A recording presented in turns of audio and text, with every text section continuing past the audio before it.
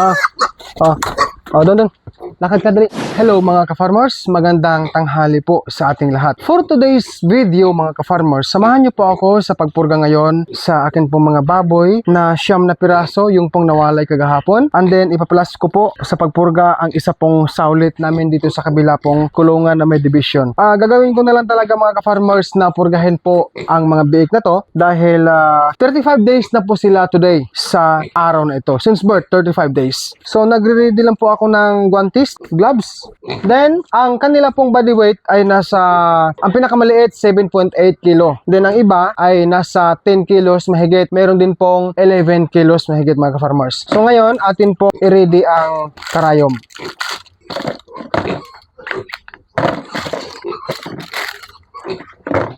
By the way guys, ang gagamitin ko ngayon, ito pong Ivermectin Genvet Ivermec. Ayan po. Injectable, 1 ml per 33 kilos by the weight. So, ang bawat isa ay bibigyan ko lang po ng 0.3. Ano po? Then, ang maliit po ay nasa 0.2. 0.3, ang mga malalaki is pwedeng pasubrahan, gagawin kong 0.4. Then, meron tayong nakahandang marker, crayon.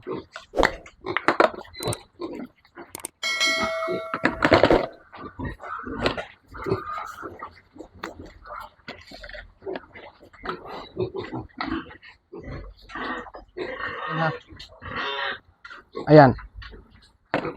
Pag sakali pong matupi ang karayom, kasi gumagamit ako ng karayom ngayon, disposable syringe po na 3 ml. Pag sakali pong matupi ang karayom, i-ready ko lang tong ano guys, maliliit na karayom. Ito pong G20 1/2 inch po mga ka-farmers.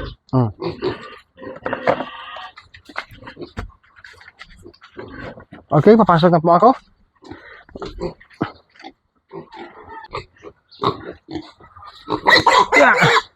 Ito, subcutaneous injection. Ayun. Dito po ako sa hita niya, sa balat, no? Pinapatagos ko lang yung karayom. Sandali.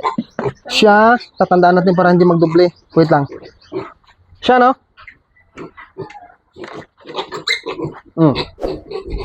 Itabi mo dapat sa bulsa may marker. Okay.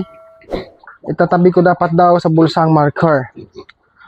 Mga kababayan, pasensya na ho kasi isa-isa talaga to. Ang ginagamit kong ano kasi ngayon, syringe po, syringe ay meron siyang numbering sa giliran. 0.3, ayun. Okay. Sumunod. Medyo mahirap to guys, oh. May hawak tayo na karayom tapos ang pamarker. Next. Halika. Yeah! Pakita natin. Mark.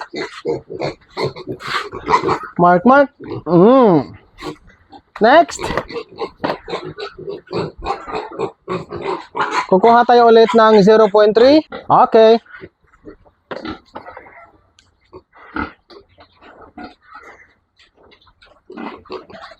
Yeah. Yan. Mark. Okay.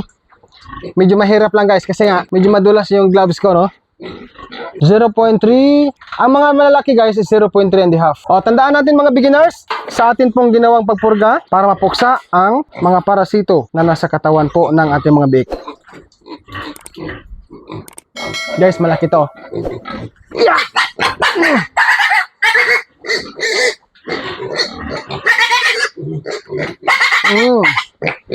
Ayan na, natupi ng karayom.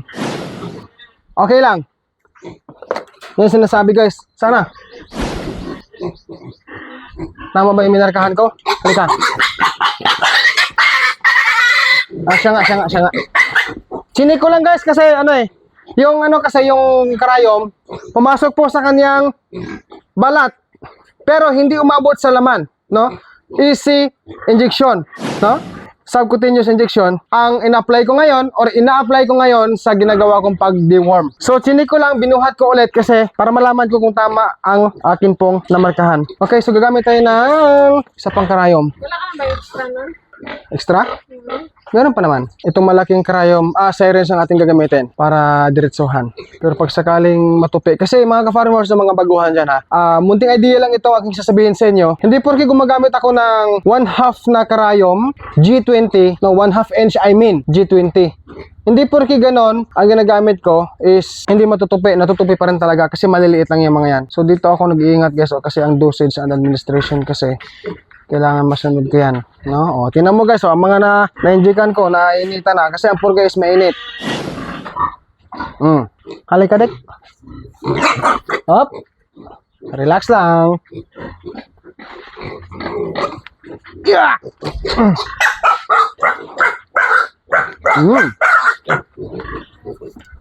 Mark. Next. Asa na ba yung 0.3? 1, 2, 3.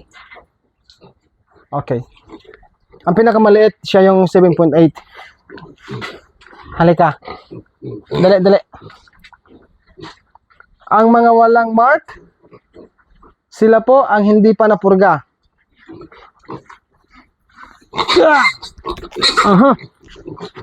Bugat na guys.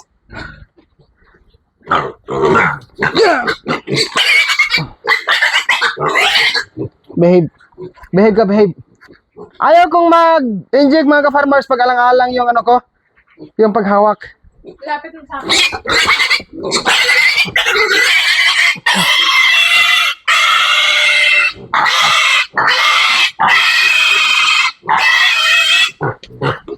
Mark? Okay. Next, another 0.3. Pinapawisan po sa Dodong Bilaran Farm.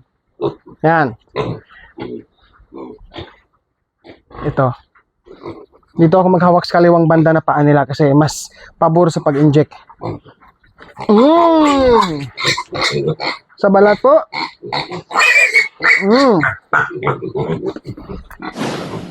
Marking. Another one.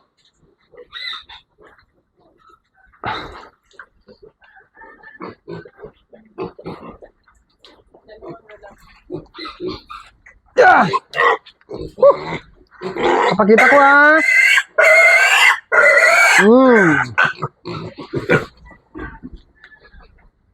Maya-maya guys, mag-aanohan na to. Kasi mainit yung purga. Pinupuksan niya ang guys, mga parasites ng baboy na siyang dahilan o kabilang sa mga dahilan kung bakit mabagal ang paglaki sa ating mga baboy. Sino na lang? Ang maliit no?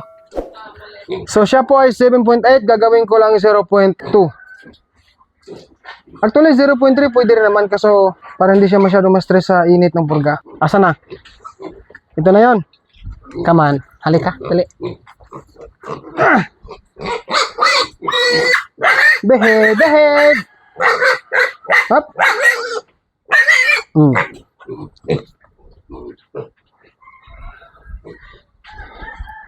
Ito ngayong isame, ang gagawin natin, kikiluhin natin. Kasi yung sa ulit ko mga ka-farmers, pupurgahin ko rin to. So ang gagawin natin, para malaman kung ilang ml ang aking ibibigay sa kanya, ilalabas ko po siya para kiluhin natin. Dek, halika, halika. Purgahin kita kasi hindi ka pa napurga pag alis ko eh. Oh, umuupo, halika dili.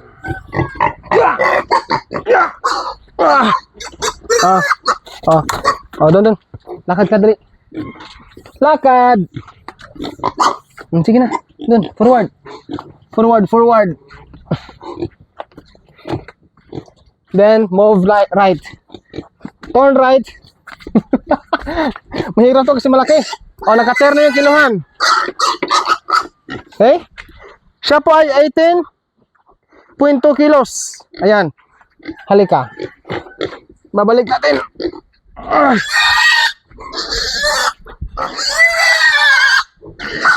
Dahan-dahan.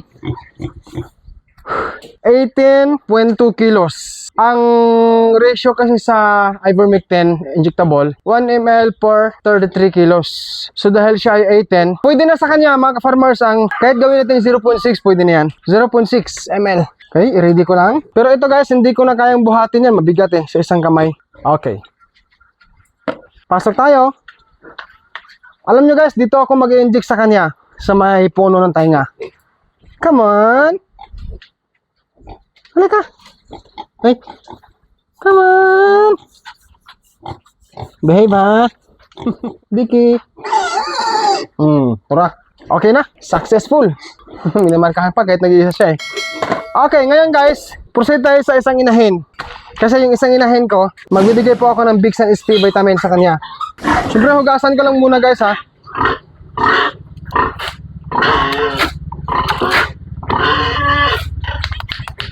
Yung mga karayom ko po ay malilinis ng mga to.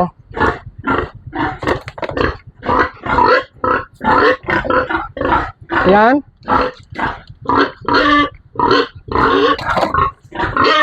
Ito na, Big Sun SP. Vitamin B complex, Big Sun SP. Para po ito sa inahin na yan. Natin pong winalayan kagahapon ng mga bata niya. Winalayan kagahapon ng mga biik niya.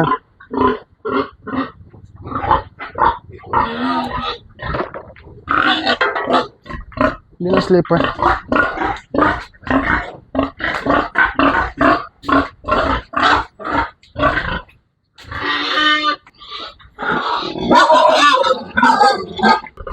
Okay.